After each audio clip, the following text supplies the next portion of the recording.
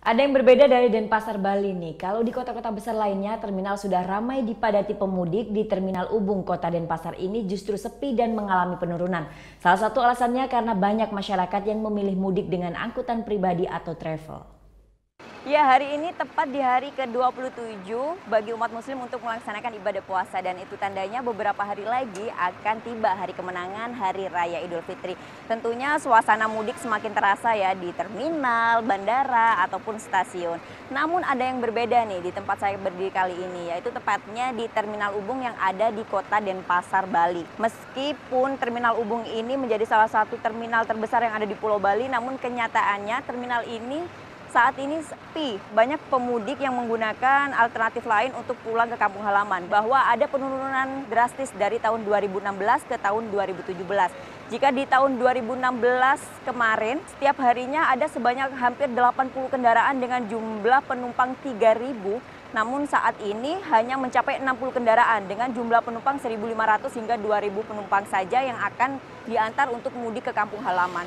Dan itu banyak sekali faktor yang menyebabkan hal itu. Berikut wawancara saya dengan Kepala UPT Terminal Ubung Kota Denpasar. Dari tahun ke tahun bahwa terminal kami mengalami suatu penurunan baik kendaraan yang berangkat maupun penumpang yang berangkat.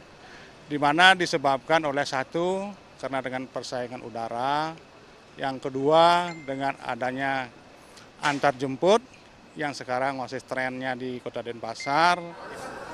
Ya, meski terjadi penurunan di tahun 2016 ke tahun 2017 terkait armada ataupun penumpang di Terminal Ubung ini sendiri, namun hal ini tidak menyurutkan antusias dari pengelola UPT Terminal Ubung untuk tetap memberikan pelayanan yang maksimal kepada para pemudik. Dan itu terlihat dari beberapa sudut di Terminal Ubung ini sendiri ada pos-pos pelayanan, ada pos kesehatan ataupun pos keamanan yang memang disediakan oleh pengelola yang selama 24 jam dijaga dan siap siaga oleh polisi, TNI, dan dari Dinas Perhubungan itu sendiri.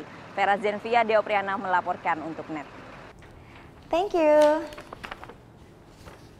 Udah selesai nonton beritanya? Jangan pergi dulu dong. Subscribe dulu dan nonton tayangan lainnya di sini. Subscribe, nonton lagi.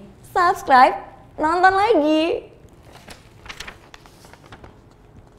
Kak.